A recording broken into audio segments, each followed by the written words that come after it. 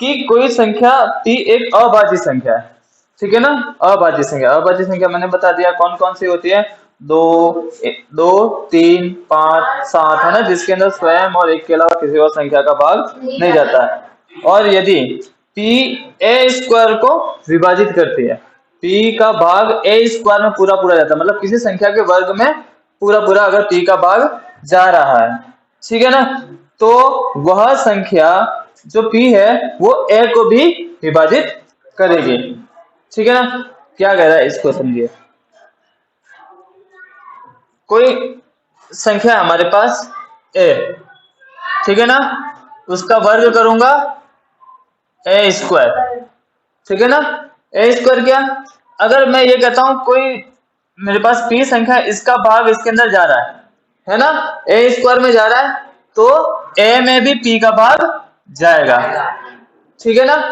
यही ये प्रमेय कह रहा है कि कोई एक अभाज्य संख्या है ना, p कोई एक अभाज्य संख्या है और a स्क्वायर में अगर उसका भाग जा रहा है, जैसे मैं 144 ले लेता हूँ, 144 में 3 का भाग जा रहा है ना, 3 का भाग जा रहा है, ठीक है ना। तो इसका ये क्या है, a स्क्वायर है, इसको क्या माना a स्क्वायर, तो a क्या हो जाएगा 12 हो जाएगा ना, तो 12 में भी 3 का भाग जाएगा पूरा पूरा। आया समझ में। अगर 125 है, 125 तो आपके 5 का होगा, सॉरी 125 है, जैसे किसी और संख्या का 169, तो 169 में तो 13 का ही जाएगा, ठीक है ना, 13 का वर्ग है, 13 का वर्ग है ना, ठीक है। और एक और संख्या ले लेते हैं, जैसे 196, 196, ठीक है ना। किसका भाग जाता है, 7 का भाग जाता है या नहीं जाता, देखो 7 का जाएगा, 7 दूनी 14, 5 56, 7 56 जाता है 7 का भाग। इसका वर्गमूल निकालूंगा कितना हो जाएगा 14, 14 में भी 7 का भाग जाएगा, ठीक है ना। तो यहाँ पे ये प्रमेय यही कह रही है कि कोई संख्या, कोई p एक अभाज्य संख्या है, यदि a स्क्वायर p से भाज्य है तो a भी p से भाज्य होगा, ठीक है ना। लिखो इस प्रमेय को।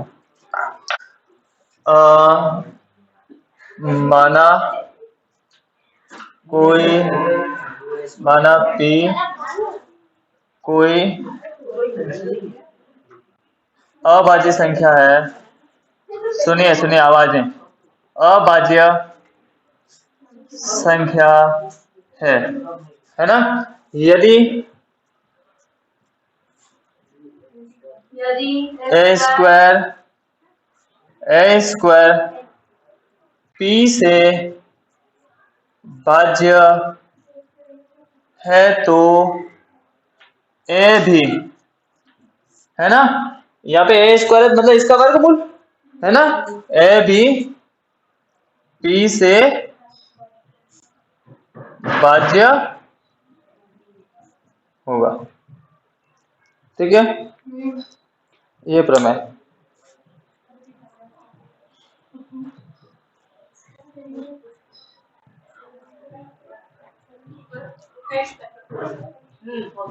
ठीक है।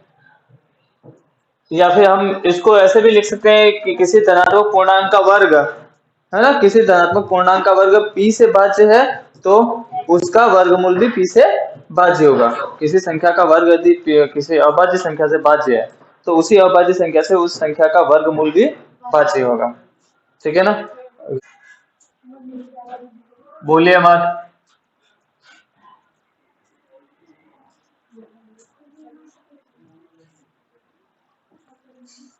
देखो हमें सिद्ध करना है कि √2 एक अपरिमेय संख्या है, ठीक है ना।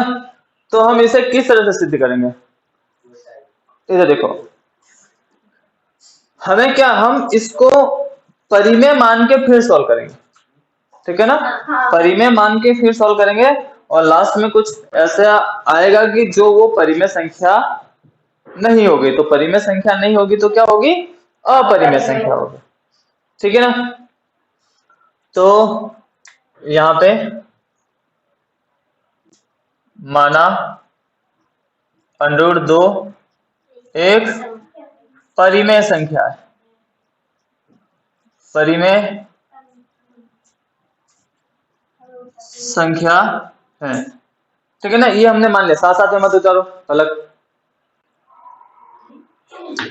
√2 एक परिमेय संख्या है, हमने मान लिया।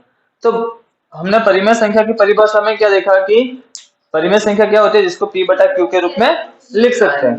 तो यहाँ पे मैं √2 को तो मैं लिख सकता हूँ यहाँ पे, अतः √2 बराबर p बटा q के रूप में लिख दिया, ठीक है ना। तो यहाँ p और q क्या है, सहअभाज्य संख्या। मैंने क्या बताया था सहअभाज्य संख्या में, याद रहा कुछ? सहअभाज्य संख्या वे होते हैं जिनका या तो HCF क्या हो, एक हो, या फिर उनके बीच में कोई भी कॉमन फैक्टर नहीं हो, है ना, कोई भी कॉमन संख्या नहीं हो। जैसे अभी हमने किया था, जैसे 2.5 को हमने बदला था, पॉइंट उड़ाया था, 10 लिया, है ना। अब यहाँ पे क्या आ जाएगा, 25/10। तो क्या ये सहअभाज्य संख्या है?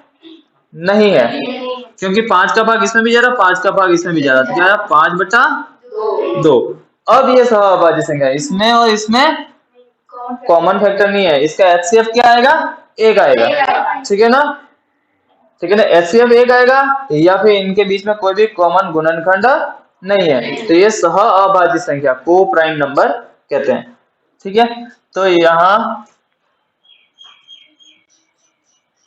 p q क्या है, सहअभाज्य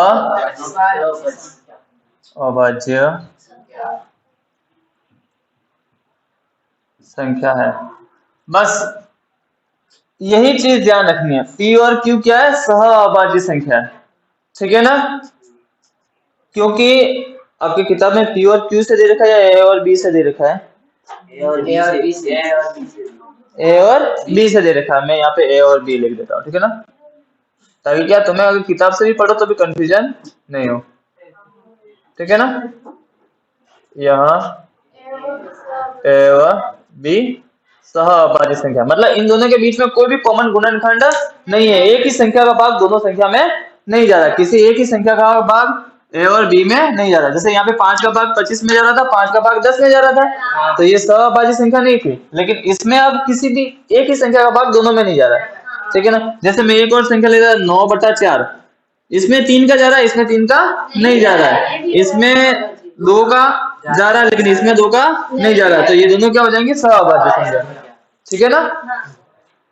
तो अब a और b क्या हो गए, सहअभाज्य संख्या।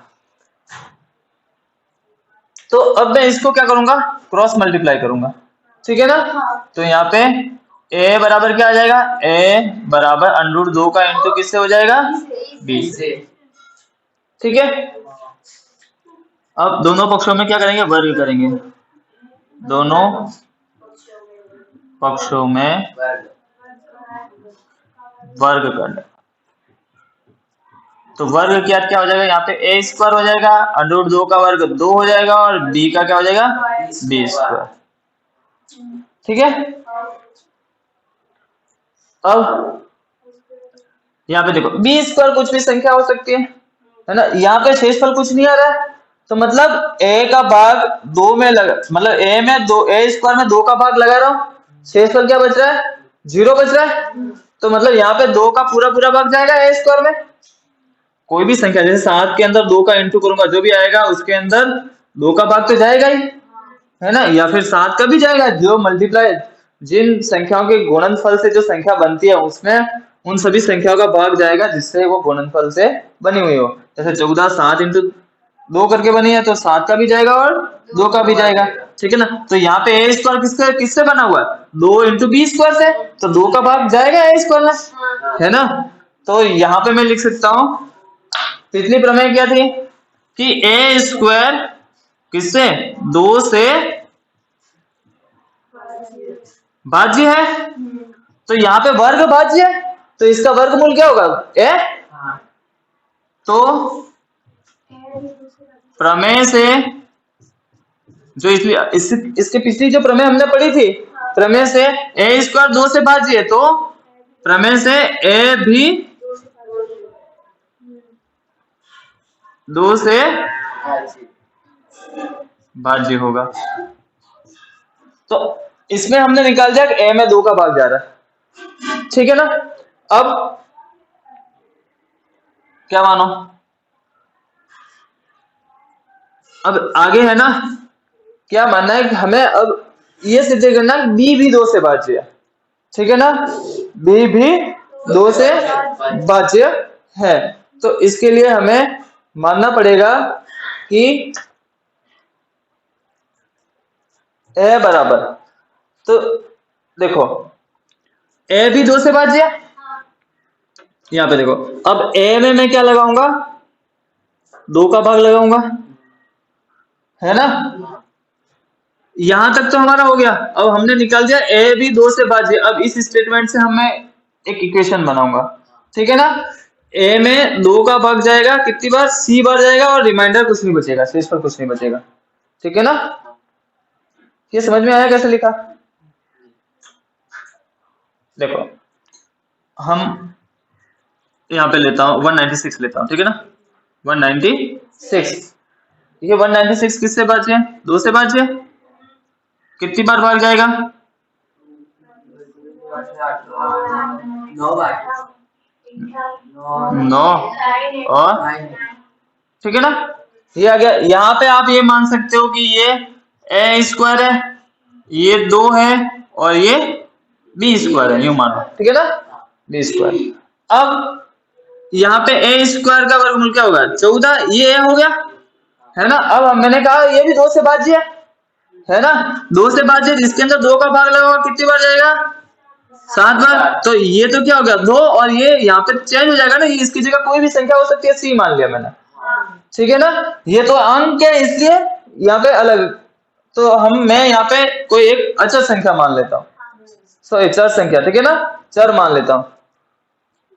तो यहाँ पे ए में 2 का भाग लगाऊंगा कितनी बार जाएगा, सी बार जाएगा, ठीक है।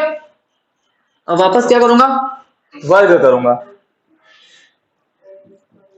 वर्ग करने पर, तो वर्ग करूंगा, यहाँ पे क्या हो जाएगा, ए स्क्वायर बराबर 4 सी स्क्वायर, ठीक है ना। इसको एक, ठीक है।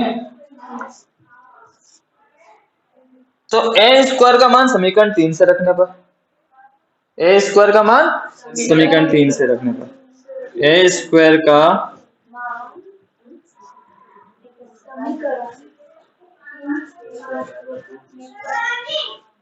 3 से, तो 3 से रखूंगा क्या हो जाएगा, यहाँ पे 2b स्क्वायर हो जाएगा, ए स्क्वायर की जगह 2b स्क्वायर बराबर 4 सी स्क्वायर। अब यहाँ पे 2 से 1 कट जाएगा, तो b स्क्वायर बराबर 2 सी स्क्वायर हो जाएगा, ठीक है।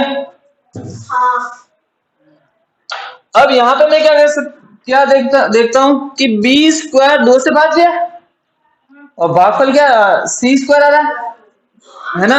तो बी स्क्वायर में किसका भाग जा रहा है, 2 का जा रहा है, तो बी में भी 2 का भाग जाएगा, जो हमने पिछली प्रमेय पढ़ी थी, वर्ग में अगर कोई अभाज्य संख्या का भाग जा रहा है तो उसी अभाज्य संख्या का भाग उसके वर्गमूल में भी जाएगा, ठीक है ना। तो यहाँ पे बी स्क्वायर 2 से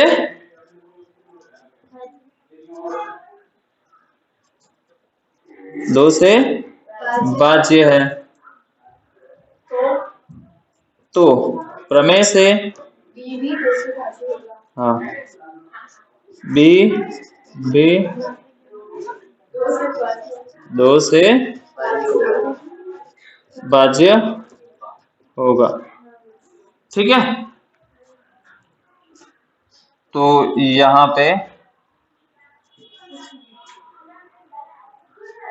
3 व 5 से, है ना, 3 व 5 से, इसका रिजल्ट यह आया और इसका रिजल्ट यह है। तो 3 व 5 से ए और बी क्या है, सहअभाज्य संख्या नहीं है, क्योंकि इसमें भी 2 का भाग जा रहा है और इसमें भी 2 का भाग जा रहा है। परिमेय संख्या मैंने मानी थी, लेकिन परिमेय संख्या के अनुसार ये क्या होनी चाहिए, सहभाज्य संख्या होनी चाहिए कि दोनों में किसी भी कॉमन संख्या का भाग नहीं जाना चाहिए। लेकिन हमने जो सिद्ध किया उसमें हमें पता चला कि इसमें भी 2 का भाग जा रहा है और इसमें भी 2 का भाग जा रहा है, ठीक है ना। तो हमारी जो सबसे शुरुआत में जो हमने कल्पना की, शुरुआत में जो हमने माना है ना, वो क्या था, असत्य था, है ना, कि ये परिमेय संख्या है, ये असत्य है, तो क्या होगी, अपरिमेय संख्या होगी, ठीक है ना। तो किससे, 3 व 5 से, 3 व 5 से क्या हो जाएगा, 3 व 5 से ए व बी क्या, सह अभाज्य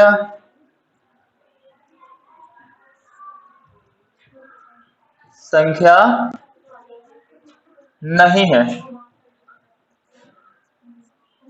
ठीक है ना। तो हमारी प्रारंभिक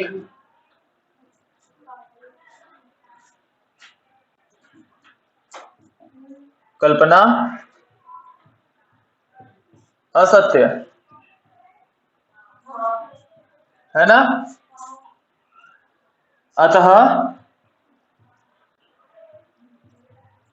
√2 एक अपरिमेय संख्या।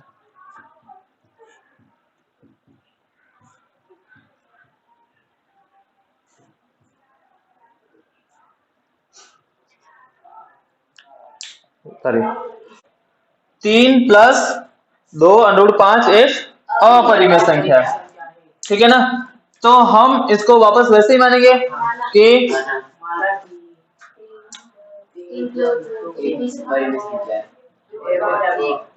3 + 2 √5 एक परिमेय संख्या है,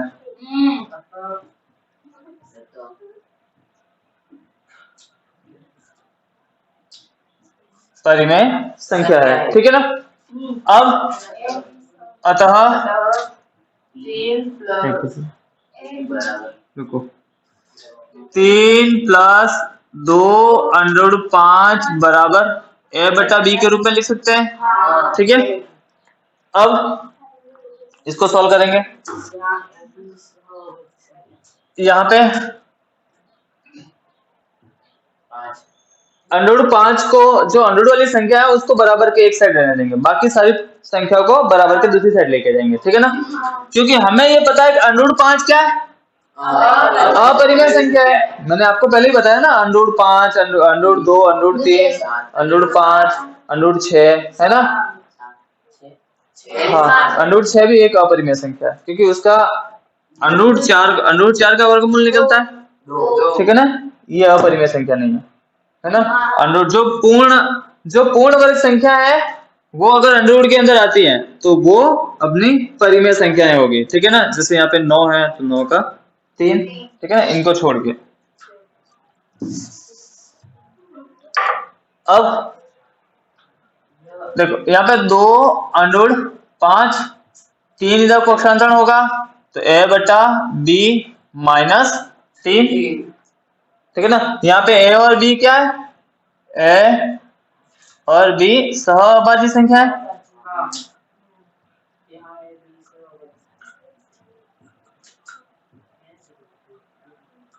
ठीक है। और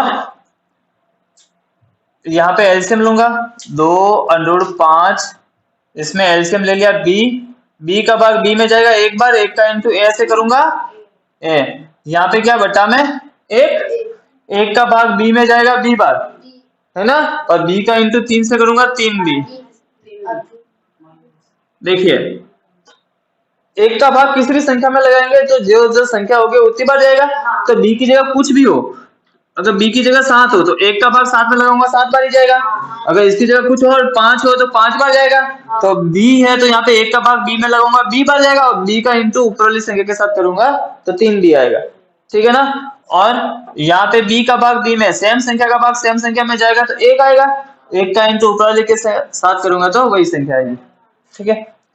अब यहाँ से 2 को हटाना है तो 2 क्या चला जाएगा, इसके 5 के क्या इनटू में, इधर जाएगा तो क्या हो जाएगा, भाग में चला जाएगा। √5 बराबर a माइनस 3b बटा 2b।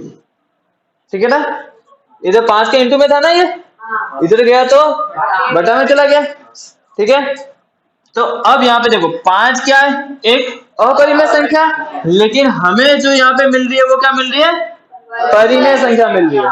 ठीक है ना, तो हमेशा बराबर कब होगी, जब दोनों संख्याएं बराबर होती हैं, दोनों की कैरेक्टरिस्टिक भी बराबर, दोनों की विशेषताएं भी बराबर होगी।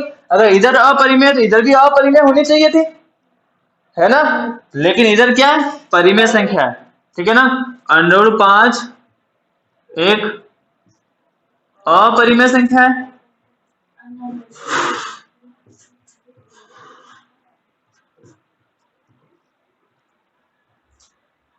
संख्या है वह, लेकिन a माइनस 3b बटा 2b एक परिमेय संख्या है। ठीक है ना, तो ये दोनों बराबर नहीं हो सकते ना, नहीं हो सकते।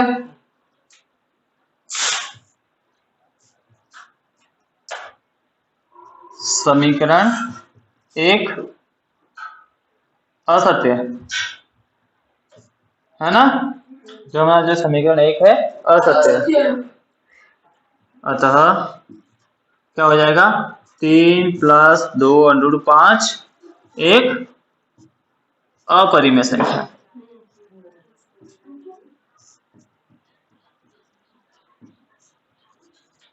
ठीक है, बता रहे